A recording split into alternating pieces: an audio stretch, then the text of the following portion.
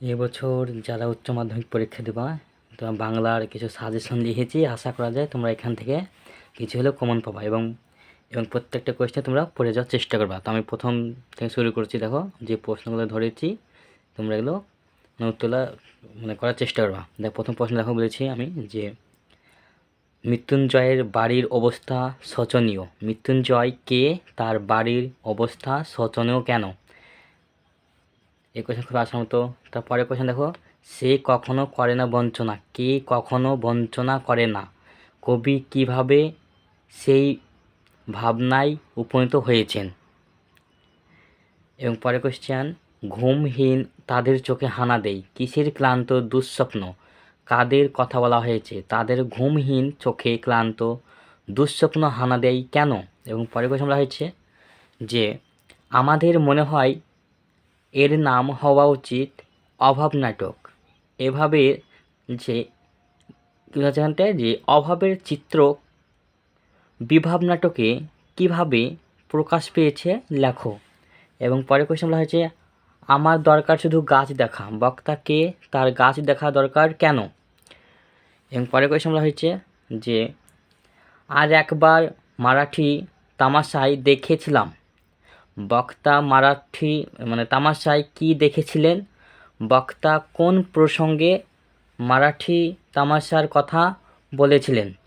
এবং পরে কোয়েশ্চেন, তোমরা হাত বাড়াও, তাকে সাহায্য করো। লেখক কাকে কিভাবে কেন সাহায্য করতে বলেছেন? এবং পরে কোয়েশ্চেন, বুড়ির শরীর উজ্জ্বল রোদে তপ্ত, বালিতে চিত হয়ে পড়ে রইল।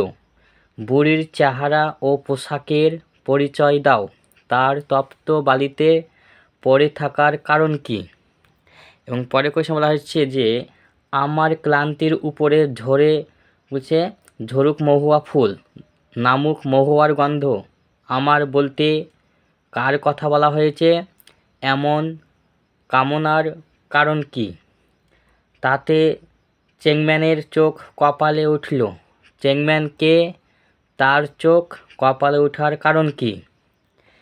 এবং পরে কোয়েশ্চেন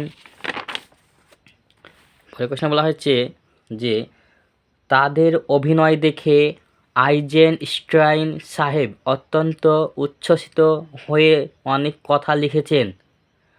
আইজেনস্টাইন সাহেব কে? তিনি কাদের অভিনয় দেখে উচ্ছ্বসিত হয়েছিলেন? সেই অভিনয় দেখে তিনি কি লিখেছিলেন?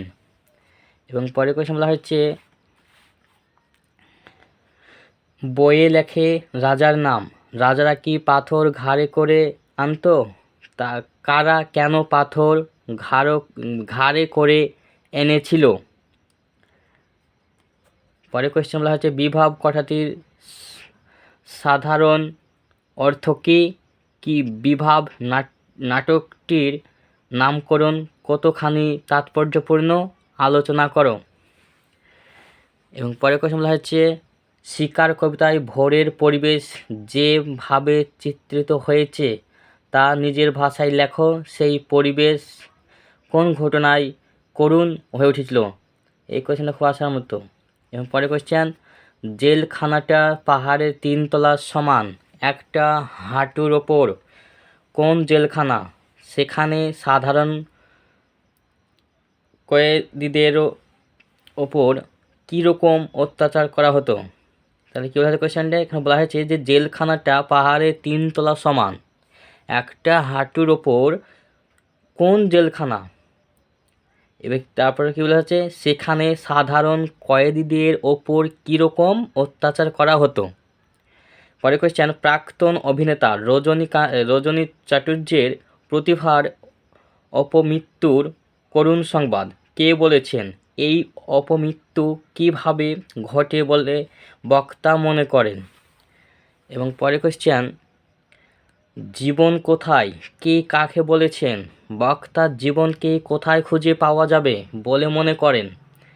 এবং 18 নম্বর কোয়েশ্চেন নতুন ছাতি মাথায় দিয়ে মহাফুর্তিতে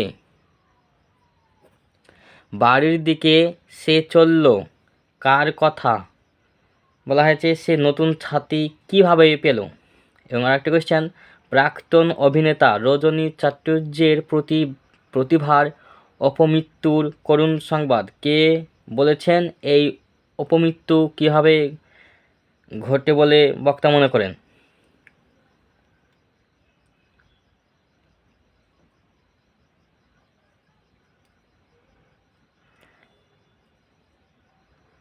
এই কোয়েশ্চেন ডবল কোয়েশ্চেন আছে, এটা করার দরকার নেই, ডবল হয়েছে এই কোয়েশ্চেন লেখা,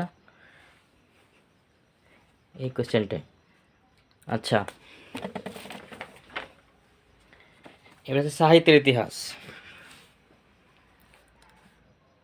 সাহিত্যের ইতিহাস থেকে আমি যেগুলো ধরেছি আশা করা যায় তোমরা এখানে কোন পেয়ে যাবা। দেখো, প্রথম প্রশ্ন, গঠনগত দিক থেকে বাক্য ক প্রকার?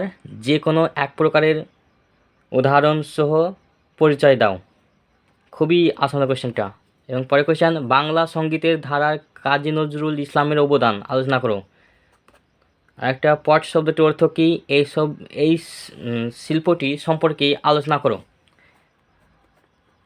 চিকিৎসা বিজ্ঞানের ইতিহাসে বিধানচন্দ্র রায় অবদান আলোচনা করো।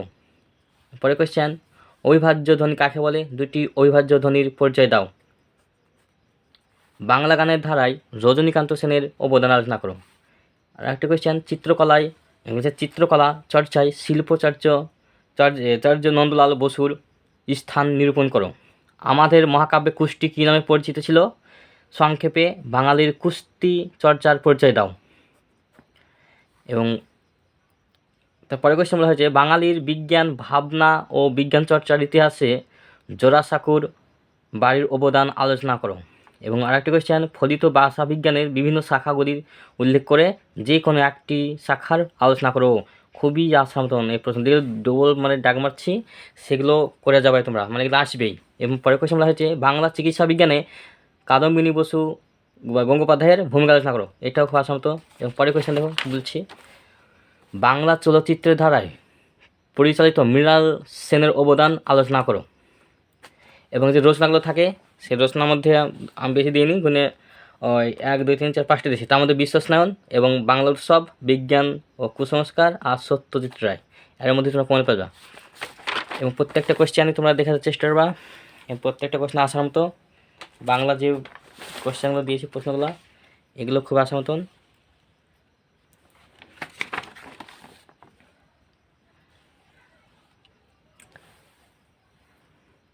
ঠিক আছে, তোমরা ভালো পড়ো, আর 1 মাস মতো টাইম আছে, একটু ভালো পড়াশোনা করো এবং বাংলার এগুলো করে যাবে এবং নিজে কিছু করবা, দেখবে নম্বর ভালোই পাবা। পরের ভিডিওতে আবার দেখা হবে, আমি রাষ্ট্রবিজ্ঞান যেসব পরের ভিডিও, এবং তোমরা ভিডিওতে দেখার চেষ্টা করবা।